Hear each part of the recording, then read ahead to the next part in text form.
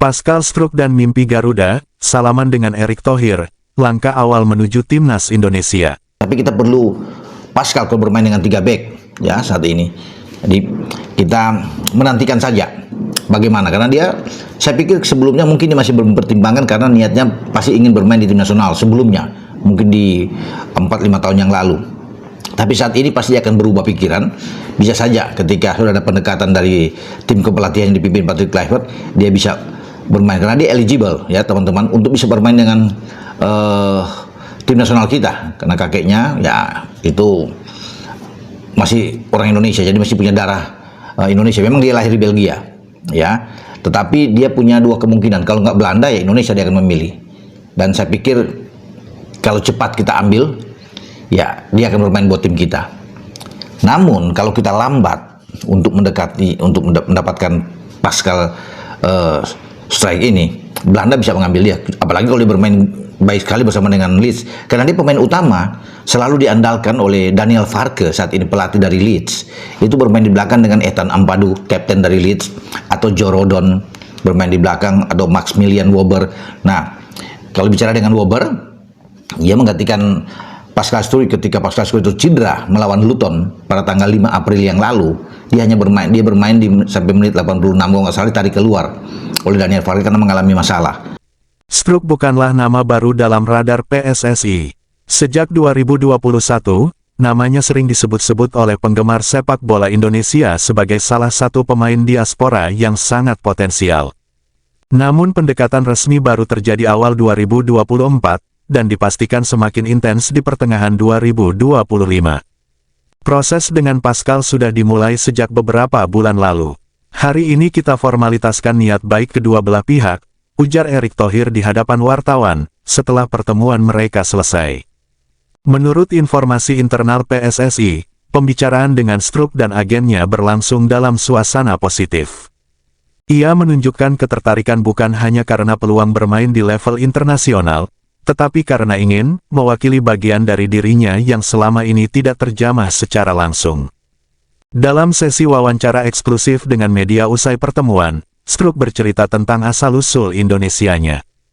Aku tumbuh besar dengan cerita-cerita dari nenekku tentang kehidupan di Indonesia, makanan, budaya, dan musiknya. Itu bagian dari masa kecilku. Aku tidak ingin kehilangan itu, tuturnya dalam bahasa Inggris yang fasih. Ada sesuatu yang hangat di sini. Begitu aku menginjakkan kaki di Jakarta, aku merasa seperti ini rumah juga. Meski ini adalah kunjungan pertamanya ke Indonesia secara resmi sebagai calon pemain naturalisasi, ia sudah beberapa kali diam-diam datang ke Bali saat libur musim.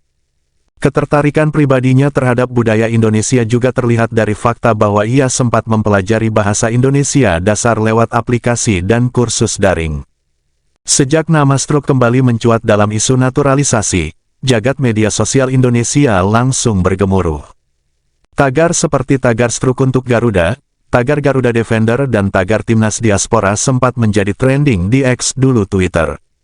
Namun, seperti biasa, tak semua menyambut dengan tangan terbuka. Sebagian fans menunjukkan kekhawatiran bahwa naturalisasi hanya akan menjadi solusi instan jangka pendek, bukan upaya pembangunan jangka panjang untuk bibit lokal. Kalau Struijk datang dan beneran niat main untuk merah putih, ya kita dukung.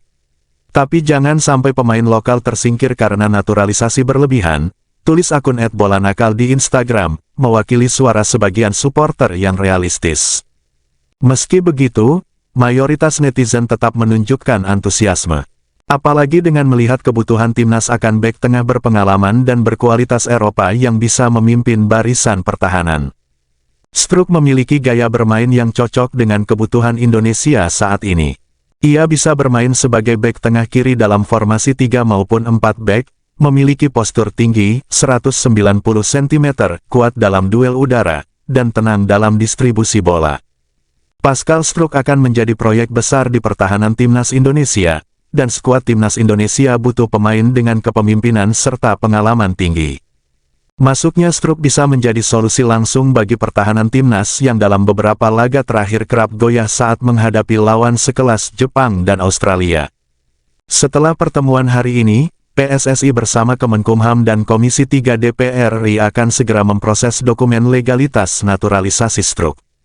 Berdasarkan pengalaman sebelumnya, proses ini bisa memakan waktu antara 2 hingga 4 bulan tergantung kelengkapan dokumen.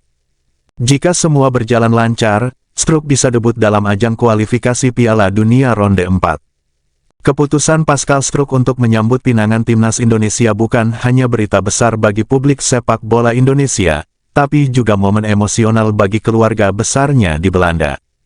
Suasana berbeda menyelimuti sebuah rumah sederhana di pinggiran Rotterdam, kota tempat Struijk dan keluarganya tinggal sejak lama.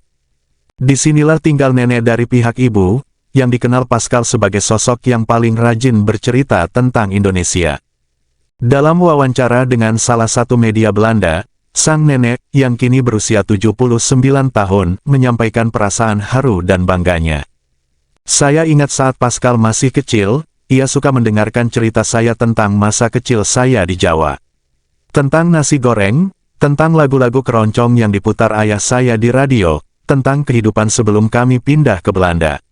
Sekarang, saya melihat dia ingin kembali ke akar itu. Saya tidak bisa menahan air mata, ujarnya dalam bahasa Belanda yang kemudian diterjemahkan oleh media lokal. Bagi keluarga Struijk, Indonesia bukan sekadar tanah leluhur yang jauh di Asia. Ia adalah bagian dari identitas kultural yang selama ini tersimpan dalam bentuk kecil, dari makanan, musik, hingga kisah-kisah pengantar tidur.